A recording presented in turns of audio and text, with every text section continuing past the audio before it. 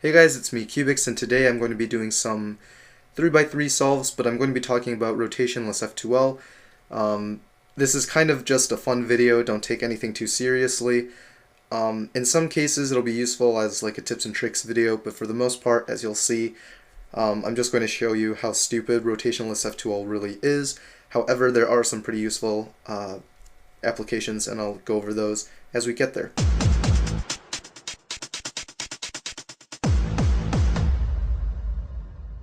So the way this video is going to be structured, I'm going to be doing one solve and then I will progress through each of these solves, and I'll be a little bit more advanced each time. And just as a warning, I will be going pretty quickly as far as turning goes, but that should not frighten you because I'll be saying stuff and then I'll move maybe 3 different turns, but it's really just one thing. For instance, if I say insert, that's pretty much 3 moves, but that should be pretty obvious. If you don't understand how I inserted something, maybe this video is too advanced. But in general, I think you guys will be able to follow along. But yeah, that's just a word of caution. So since this is for F2L, obviously I have to build the cross first, right? So I have the cross here. This is black. If you only use white stickers, that's what this black is. So normally, what you would do is you would say, let's say you want to do this green, orange, and black, corresponding edges here. So you would see this, you might move that, and then you might do a cube rotation and insert, and then go and do these, for example, like so, and then here maybe another cube rotation and yet another, and that solves F2L. So many of you probably do that. That's what I would do anyway. And I think that's good. I think cube rotations are fine. I think people should use them as long as you know why you're using them. Just don't do cube rotations to find pieces. If you're doing cube rotations as part of an algorithm or just a solution for your F2L case, that's totally acceptable in my opinion. I think that's just fine. That's what I do. That's sort of my note on cube rotations in general. But if you're someone who really wants to force not having any cube rotations, then the following solves I will show you how you can go about doing that. So for this first solve, you of course do want to build the cross, I would imagine, like so. So now you have the cross. First thing I would do for rotationless F2L is to do the ones that you normally wouldn't use a cube rotation for anyway. Sometimes that would be all of them. Hopefully this is a little bit more interesting than that. So here, this one, as you can see, you can't just insert or something crazy like that. Normally you would do a cube rotation and then insert. So this is how you would do it without doing cube rotation. Use the M slice. Notice doing that pairs this up, and I can insert just like that. Now of course I don't want this hanging cross piece, so I'm going to align it with the white center, bring everything down, and as you can see the entire F2L is complete. And that's what I want to talk about first before I even move on to the remaining 4 solves, is just what I'm doing. Essentially what I'm doing is I'm pairing up the piece using the M slice, and then I'm going to insert it into the back slots or the front slots using wide turns, and then just returning everything after I insert the piece. So in this case, notice how that inserts this, but of course now the cross is messed up, so I'm going to restore by doing this, which matches that up. M prime, which fixes everything there. On the front face, you can do the same thing. Wide turn to insert, restore, restore. And that's the gist of rotationless F2L. You pair it however you want, but then use the wide turns and M slice to basically insert without using F or B. So I'm going to do one more. I'll go a little bit more quickly. So again, you want the cross, presumably. That was not a good cross solution. Do the ones that don't need a cube rotation first. I'll go fast through this. But here you go. So here, notice how you have both of them paired. But if you insert this this one, I don't know my colors, green and red, that breaks this up. That's no good. So instead, do that. So now that's inserted, and now you have this, which means you would pair, insert, and restore. Now right there you probably saw what I'm going to talk about next.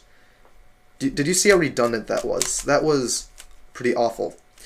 I basically moved this down and up way too many times. I didn't have to do that.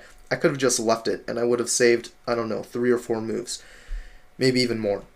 And so now you're probably thinking, well, why do you have to return these cross edges every single time? And the answer is, you don't. And so let's go to the next solve. So now we're going to do the same thing. So first build the cross, like so. Again, do the ones that don't require a cube rotation. Oh, but it looks like the rest do indeed need a cube rotation. So I see this. I use the M slice to pair. I can insert that pretty easily. Now before I restored this, but why would you? If you're going to be breaking things up over and over again, there's no real point. So instead, I'm going to ignore that, and I'm just going to keep going, like so. And as you can see, it actually restored itself. And then last ones. Here, I want this corner permuted over there, so I'm going to hide the edge, again using the M slice, move the corner over, move the edge back, and so this is now paired. Insert using the M slice. So I restored the orange, and now that all the F2L is done, I can restore the red. So now you might be thinking one more thing. If we're going to be messing up the crosses and then just restoring them at the very end, why do you even have to solve the cross? Why can't you just do the cross pieces on the right and left? And the answer is, you can, and that's what we're going to do next. So here's the next one. Instead of doing the full cross, let's just do 2 of them. In this case, the orange and the red. Let's not care about the green or the blue. Let's go directly to F2L and start pairing things and inserting them like so. So again, utilizing the M slice, like so, and orange, like so. So now you have 2 blocks. And as you can see, this actually wasn't that bad. So if you do this for rotationless F2L, it's not such a bad idea. But of course you do want to restore everything, and the beginner's way, of course, is to just put the center down and then drop in these edges, again using the M slice. And so finally you're probably thinking, well, this is stupid, because now you've moved from CFOP essentially to a really stupid version of Roux. And you're absolutely correct. That's kind of what I'm doing. So what I've done is I've moved from traditional CFOP using cube rotations, forcing no cube rotations by inserting using wide and middle turns, and then what I've done is I've gradually moved so that I don't actually even need the first 2 centerpieces. And so the next thing I'm going to show you is probably really obvious as well. So for this final solve, what if I just don't even worry about this first centerpiece? If you saw in my last solve, I basically moved this middle slice around so that this wasn't even at the bottom at the end of F2L. So why care? Maybe I can just set up this. So here I have green and white, blue and white. They're in the correct relative positions to each other. That should be fine. This should not matter. And that is pretty much the case. So for this solve, I'm not even going to do 2 of the cross pieces. I'm just going to set them up like so. And we're going to call this done. And now we're going to move on to the F2L. And yeah, so first thing I would do, probably this, and insert, like so, here. You have this, insert that, last, and as you can see, we just did our F2L, except now we have the cross that we have to take care of. And just by doing that, we have accomplished F2L. So lastly, what is the difference between CFOP, which is what we started off with, and Roux? Well, first of all, the last layer is different. But as far as the first 2 layers go, Roux doesn't actually use first 2 layers. but the first two blocks are pretty much the same, and they're considered Roux, even though people who use Roux would be cringing right now because of how inefficient that is. And that's kind of the whole point of this video. Rotationless F2L for CFOP is one of the dumbest things ever because, first of all, it's inefficient, it's not really that CFOP-y, and it's just overall not pleasant to do. It does look pretty cool though. But finally for Roux, I'm not good at Roux, so I'm not even going to attempt it, but the idea is you build your first two blocks using anything you want. You don't have to build cross first, you don't have to even set up two of the edge pieces, just build a block. So for instance, that was not a good idea, I'm sorry. But like for instance, you can build a block like this. Again, people who use Roux would be crying right now, but you know, first block, you have a lot of freedom, and CFOP generally makes you not have that freedom, which is why I don't recommend Rotationless F2L at all. But I would like to end this video with at least a positive note about Rotationless F2L because it's not completely negative. There are cases where it is very useful. So if I have the cross here, now normally you would do a cube rotation like this, and you keep doing that, so you keep inserting the pieces that you want. But let's say at the last one, right here, normally you would need a cube rotation, but what if you didn't use a cube rotation? So if you look at the orientation of the pieces here, I have two of the yellow ones oriented correctly, plus this one, so that's 3. If I insert like this, notice how that preserves it, but what if I did a cube rotation and did that? So in this case, it's still preserved, but that's not always going to be the case. For instance, right here, I have these two, and then here.